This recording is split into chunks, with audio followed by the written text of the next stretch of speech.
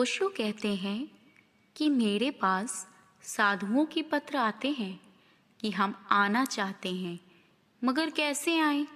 हजार बाधाएं हैं। समाज आने नहीं देगा, हमारे श्रावक आने नहीं देंगे। लोगों को पता चल जाएगा कि हम आए थे तो हमें बड़ी मुसीबत होगी। ऊपर ऊपर तो हम आपके विरोध ही करते हैं, भीतर भीतर हम आपके वचनों को भी पढ़ा करते हैं। उनमें डूबते भी हैं, रस भी पाते हैं, जानते भी हैं कि कुछ हो रहा है। जाना था, हिम्मत नहीं जुटा पाते। आए दिन पत्र आते हैं, आए दिन लोग खबरें लेकर आते हैं कि फलां साधु की फलां महात्मा की फलां साध्वी आना चाहती हैं, तैयार हैं। हज पे मैंने तेरा एशैक भरम खोल दिया, और वह जो शराब की निंदा कर रहा है, मंदिर में बैठकर पुजारी उसी शराब की निंदा ने ही उसका भरम खोल दिया। तू तो मस्जिद में है, नियत तेरी मैं खाने में। मशवरे होते हैं जो शेखों बिरहमन में जिगर, रिंद सुन लेते हैं बैठे हुए मैं खाने में। वे जो मशवरे हो रहे हैं अस्तित्व में, जहाँ पहुँचे हुए लोगों के वार्तालाप हो रहे हैं, जहाँ बुद्ध और महावीर हैं, जहाँ कृष्ण और क्राइस्ट हैं, और जरथुस्त्र और मोहम्मद, और उनके बीच जो मशवरे हो रहे हैं, जो गुफ्तगू हो रही है, वे प्रेम में जो डूब जाते हैं, रिंद सुन लेते हैं बैठे हुए मैं खाने में। वे अपनी मधुशाला में ही बैठे बैठे सब पा लेते हैं। सारे बुद्धों का सार उन पर बरस जाता है। ऐसे ही एक बुद्ध पुरुष जग जीवन के वचनों में हम उतरते हैं। साईं, जब तुम मोहि बिसरावत, जगजीवन कहते हैं, यह मैं तुमसे कह दूं, परमात्मा से कह रहे हैं वे, कि यह मैं तुमसे कह दूं कि तुम जब मुझे बिसार देते हो तब ही मैं भूल जाता हूँ। तुम्हें याद रखना, जब तुम मुझे याद कर लेते हो तब मैं तुम्हें नहीं भूल पाता हूँ। सब तुम्हारे हाथ में है। याद करो तो तुम याद रहते हो मुझे, भूल जाओ तो मैं भूल जाता हूँ। मैं इतना असहाय हूँ कि याद भी मेरे बस में नहीं है। इतनी भी मेरी सामर्थ्य नहीं है कि तुम्हें याद करूँ। खोजने की तो बात छोड़ो, रोकर तुम्हें पुकारूं, इतनी भी मेरी शक्ति नहीं है। वह तो जब कभी तुम मुझे याद आ जाते हो तो मैं जानता हूँ कि ज़रूर तुमने मुझे याद किया होगा। नहीं तो तुम मुझे याद भी आ सकते थे, इसका मुझे भरोसा नहीं है। और जब मैं भूल जाता हूँ तब मैं जानता हूँ कि तुमने मुझे बिसरा दिया। यह प्रीत भरा उलाहना देखा, यह सिर्फ भक्त ही हिम्मत कर सकता है।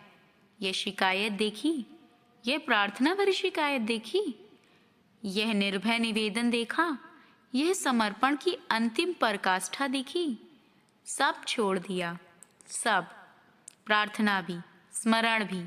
साईं, जब तुम मोहि बिसरावत, हे मालिक, जब तुम मुझे भुला देते हो, भूली जात भौजाल जगत माँ, तभी मैं संसार में उलझ जाता हूँ। ध्यान रखना, दोष तुम्हारा है, मेरा नहीं। मैं तो अबूझ। बच्चा अगर खो जाए मेले में तो दोष किसका है? बच्चे का, कि उसकी माँ का, कि उसके पिता का? ज्ञानी की यह हिम्मत नहीं है, ज्ञानी की अकड़ है। ज्ञानी कहता है कि अगर तू मुझे भूल गया तो मैं भूल गया। समझना, ज्ञानी कहता है, मैं भूल गया हूँ तुझे, याद करूँगा, खोजूँगा, तपस्या करूँगा, व्रत नियम करूँगा, उपवास साधूँगा। साधना, और एक दिन सिद्ध होगी। मैं ही तुझे याद करूँगा, मैं ही तुझे पाऊँगा। भक्त कहता है, ना तो मैं तुझे पा सकता, ना तुझे याद कर सकता। इतना जानता हूँ कि कभी कभी ज़रूर तू मुझे याद करता होगा, क्योंकि अनायास, अनायास, ना मालूम किस कोर किस किनारे से तेरी याद मेरे भीतर आ जाती है। मुझे कोई कारण मेरे भीतर नहीं दिखाई पड़ता, मेरे भीतर कोई जड़ नहीं दिखाई पड़ती जिसमें से वह सूरत ही पैदा होती हो। लगता है कहीं तेरे तरफ से आती है। यह भी क्या मंजर, बढ़ते हैं न हटते हैं, कदम तक रहा हूँ दूर से मंजिल को मैं। मंजिल मुझे, मेरी तो हालत ही ऐसी है। यह भी क्या मंजर है, बढ़ते हैं न हटते हैं कदम, ना आगे जा सकता है ना पीछे जा सकता है, ऐसी मेरी दशा है। हिलडुल भी नहीं सकता। मेरी सामर्थ्य इतनी छोटी है, एक छोटी बूंद सागर की तलाश पर निकले भी तो क्या निकले, ना मालूम किन मरुस्थलों में कहाँ खो जाएगी। बूंद की सामर्थ्य क्या है कि वह सागर की खोज करे। यह तो सागर ही उठा ले उसे तो उठा ले। यह भी क्या मंजर है, बढ़ते हैं न हटते हैं कदम तक रहा हूँ दूर से मंजिल को मैं। मंजिल मुझे, देखता रहता हूँ टकटकी बांधे, लेकिन फासला ऐसा लगता है कि अंतहीन अनंत। मैं पहुंच सकूंगा इतनी यात्रा करके इस दूर के तारे तक।